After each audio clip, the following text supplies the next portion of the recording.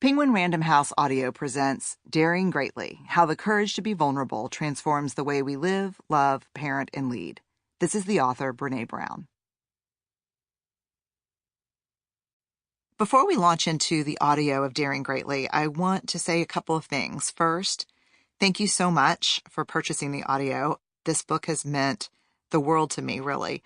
It has changed me. It's changed the way I show up at work, the way I show up at home with my family, with my colleagues, with the people I lead. So I feel deeply grateful to be able to share it with you. The second thing I want to say is that while I wrote this book just a mere 6 years ago, there are two things that kind of took my breath away while I was reading it. The first is how much our lives have changed in the last 6 years. I think if I was writing this book today, you would hear mentions of things that I just couldn't have dreamed of 6 years ago. I wrote something about needing a revolution around empathy, and today we've got the Me Too movement. I talked about the need to rehumanize each other and rehumanize our work and our lives, and we've got Black Lives Matter. It is a different world that we live in today, and in some ways, harder. I talked about what could possibly happen if we stay in this culture of deep scarcity and fear. And I think some of that has materialized. The second thing that was really kind of blew my mind as I was reading this is how much of this not only still stands, but is truer and more important in some ways than ever. And for that, I am so appreciative of the people I interviewed, the research participants, whose wisdom and insight and hard-fought experiences went into this book. Because, I'm a vessel. I'm a writer. I take these research interviews and I try to write them or speak them in a way that's meaningful for all of us. But the real credit goes to the men and women, the people that I have interviewed that shared such deep truths with us that they still stand. So in some ways, I guess the paradox is, wow, it's a different world. And, dang, this stuff is still true and real. So again, thank you for being a part of Daring Greatly with me. And I hope it resonates. Courage is contagious, and we all need to be brave together. To Steve, you make the world a better place and me a braver person. What it means to dare greatly. The phrase daring greatly is from Theodore Roosevelt's speech, Citizenship in a Republic. The speech, sometimes referred to as the Man in the Arena, was delivered at the Sorbonne in Paris, France on April 23, 1910. This is the passage that made the speech famous. It's not the critic who counts, not the man who points out how the strong man stumbles or where the doer of deeds could have done them better. The credit belongs to the man who's actually in the arena, whose face is marred by dust and sweat and blood, who strives valiantly, who errs, who comes short again and again. Because there is no effort without error and shortcoming, but who does actually strive to do the deeds, who knows great enthusiasms, the great devotions, who spends himself in a worthy cause, who at the best knows in the end the triumph of high achievement, and who at the worst, if he fails, at least fails while daring greatly. The very first time I read this quote, I thought, this is vulnerability. Everything I've learned from over a decade of research on vulnerability has taught me this exact lesson. Vulnerability is not knowing victory or defeat. It's understanding the necessity of both. It's engaging. It's being all in. Vulnerability is not weakness, and the uncertainty, risk, and emotional exposure we face every day are not optional. Our only choice is a question of engagement. Our willingness to own and engage with our vulnerability determines the depth of our courage and the clarity of our purpose. The level to which we protect ourselves from being vulnerable is a measure of our fear and disconnection. When we spend our lives waiting until we're perfect or bulletproof before we walk into the arena, we ultimately sacrifice relationships and opportunities that may not be recoverable.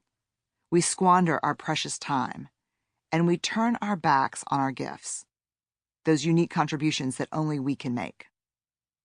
Perfect and bulletproof are seductive, but they don't exist in the human experience.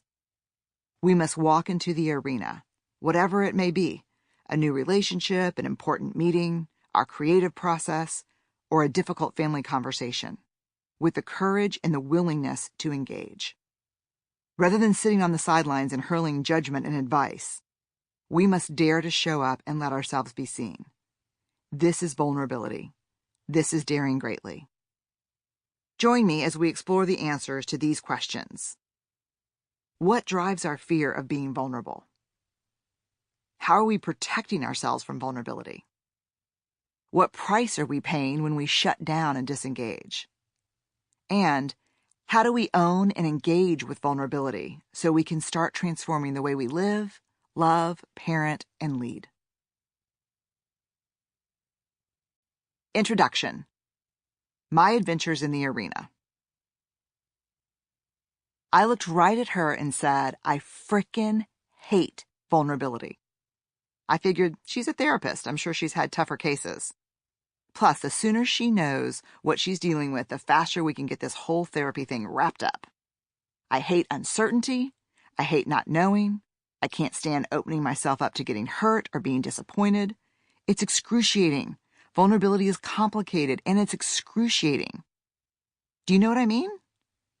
Diana nods. Yes, I know vulnerability. I know it well.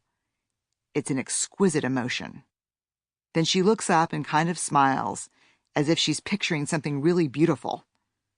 I'm sure I looked confused because I can't imagine what she's picturing. I'm suddenly concerned for her well-being and my own. I said it was excruciating, not exquisite, I point out.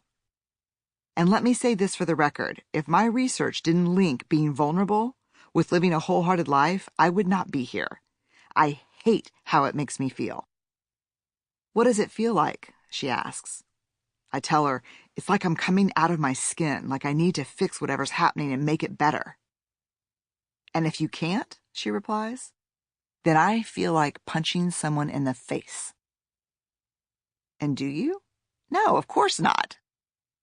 So she looks at me and asks, so what do you do? I clean the house. I eat peanut butter. I blame people. I make everything around me perfect. I control whatever I can, whatever's not nailed down. When do you feel the most vulnerable? She asks. When I'm in fear. I look up as Diana responds with that annoying pause and head nodding done by therapists to draw us out. When I'm anxious and unsure about how things are going to go, or if I'm having a difficult conversation, or if I'm trying something new or doing something that makes me feel uncomfortable or opens me up to criticism or judgment. She leans into another annoying pause as the empathic nodding continues. When I think about how much I love my kids and Steve and how my life would be over if something happened to them. When I see the people I care about struggling and I can't fix it or make it better. All I can do is be with them. I see, she says. I go on. I feel it when I'm scared that things are too good or too scary. I'd really like for it to be exquisite, but right now it's just excruciating.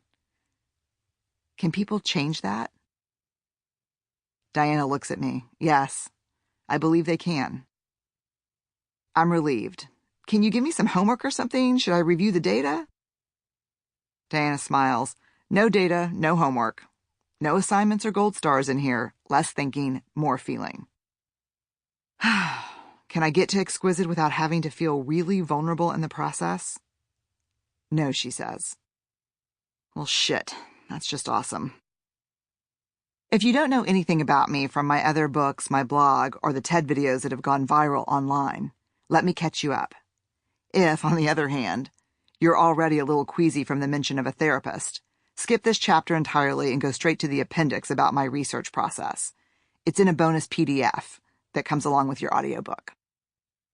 I've spent my entire life trying to outrun and outsmart vulnerability.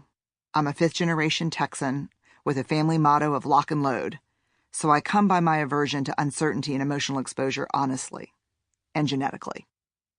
By middle school, which is the time when most of us begin to wrestle with vulnerability, I began to develop and hone my vulnerability avoidance skills. Over time, I tried everything from the good girl with my perform, perfect, and please routine